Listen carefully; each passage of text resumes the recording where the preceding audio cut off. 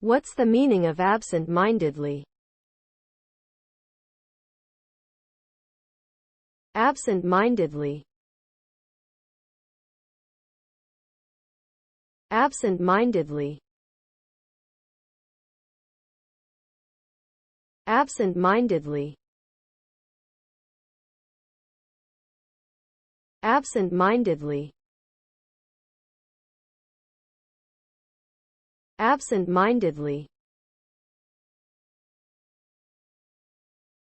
Absent-mindedly means to be so lost in thought that you are not paying attention to your surroundings. This can lead to forgetting things, making mistakes, or acting in a way that is not appropriate. For example, an absent-minded person might forget to turn off the stove, walk into a door, or say something rude to someone without meaning to. Here are some examples of how the word absent-mindedly can be used in a sentence.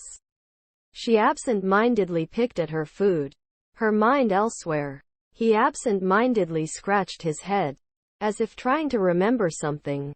The professor absent-mindedly tapped his pencil on the desk, lost in thought.